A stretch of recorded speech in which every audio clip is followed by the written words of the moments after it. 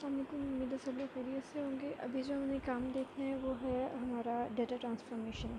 Data transformation basically इसको हम लोग नॉर्मलाइजेशन और स्टैंडर्डाइजेशन भी कहते हैं। ये उसके टू मोर नेम्स हैं और इसके अंदर हम लोग ये करते हैं कि हमारे पास वेरिएशंस डाटा में बहुत ज़्यादा होती हैं, तो इसको हम लोग स्केल कर लेते हैं 0 to 1 के दरम्यान में। सपोज़ हमारे पास अगर हमने एक ग्राफ बनाना है तो हमारे पास ग्राफ के अंदर जैसे इसी अगर हम लोग देख रहे हैं हमारे पास एक एक्स जो है वो फीचर है, इसको हम लोग देखें तो एक हमारे पास डाटा है सिंगल डिजिट और कई डाटा जो है वो हमारे पास काफ़ी ज़्यादा बड़ा है और फिर कई छोटा आ जाता है। तो इस तरह ये वेरिएशंस इतनी ज़्यादा हैं कि हम लोग जो है मतलब डाटा प्लॉट करना हो या कुछ करना हो, कुछ फॉर्मूला वगैरह इम्प्लीमेंट करना हो, जनरेट करना हो, तो काफ़ी ज़्यादा मुश्किल हो जाता है। इसलिए क्या हम करते हैं कि हम उसको 0 to 1 के दरमियान जो है वो स्केल कर लेते हैं। ठीक है, we transform the data without any loss of information. इसमें किसी किस्म का डाटा लॉस नहीं होता, कोई इन्फॉर्मेशन नहीं जाती हुई, हम लोग जस्ट उसका स्केल छोटा कर देते हैं। ठीक है, इससे हमारी एक्यूरेसी भी इम्प्रूव होती है और एफिशिएंसी जो है वो भी इम्प्रूव होती है। इसके दो मेथड्स होते हैं, एक होता है मिन मैक्स नॉर्मलाइजेशन और दूसरा होता है स्टैंडर्डाइजेशन। ठीक है, अब वो इनके दो फॉर्मूले हैं, मैं आपको दिखा देती हूँ।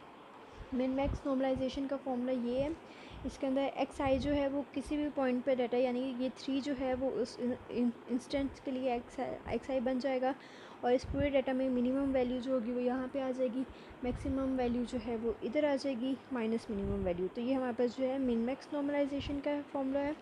और अगर हम लोग बात करें स्टैंडर्डाइजेशन की तो उसके अंदर हमारे पास है x i minus x minimum and और नीचे स्टैंडर्ड डेविएशन का जो हमारे पास फॉर्मूला है, स्टैंडर्ड डेविएशन का फॉर्मूला जो है वो भी मैं आपको दिखा देती हूँ। हम लोग एक एग्जांपल देख लेते हैं।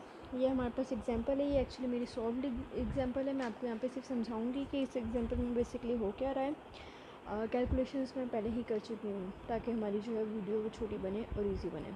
तो हमें सिर्फ ये दो चीज़ें दी गई होंगी, यानी कि एक ही हमारे पास नंबर लिस्ट होगी और दूसरा हमारे पास दो फीचर्स दिए गए हैं। ठीक है, हो सकता है 3 फीचर्स हों, 4 फीचर्स हों, ये मर्ज़ी है टीचर की। ठीक है, तो इसमें बेसिकली हमने करना क्या है, इन दो के ऊपर हम लोगों ने मिन मैक्स या फिर स्टैंडर्डाइजेशन जो है उन दोनों में से कोई भी फॉर्मूला जो है इम्प्लीमेंट करना है एज़ पर रिक्वायर्ड। ओके, तो जब हम फॉर्मूला की बात कर रहे हैं, यहाँ पे मैंने सिंपली इसका सम लेके रखा हुआ है इन दोनों का और कुछ नहीं किया। ठीक है, तो ये हमारे पास जो है वो मिन मैक्स का जो फॉर्मूला था, मिन मैक्स नॉर्मलाइजेशन का, वो ये था।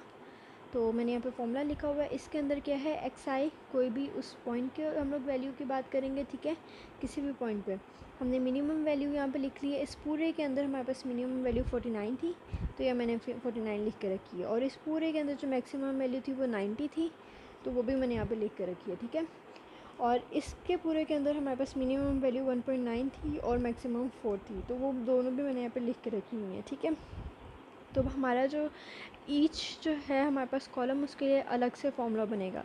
ये वाला जो ये जो है मतलब फॉर्मूला वो हमारे मार्क्स के लिए बन रहा है। एक्स आई किसी भी पॉइंट के ऊपर, यहाँ पे जब हमें 84 के लिए कैलकुलेट करें यहाँ पे 84 माइनस 49 आ जाएगा, जब 63 के लिए करेंगे यहाँ पे 63 माइनस 49 आ जाएगा। ठीक है, इस तरह हम लोगों का चलेगा।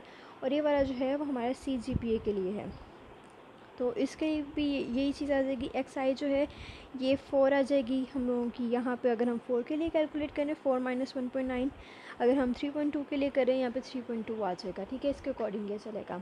तो इस तरह ये मैंने सारी कैलकुलेशन जो है वो मिन मैक्स के अकॉर्डिंग करके रखी हुई है, तो आप लोग देख सकते हैं। ठीक है, अब जो है आप लोगों ने क्या काम करना है, ये स्टैंडर्डाइजेशन का फॉर्मूला जो है मैंने यहाँ पर लिखा हुआ है और इसके अंदर भी कोई डिफ़िकल्ट काम नहीं है। इसके अंदर बेसिकली ये काम है, x i minus x mean.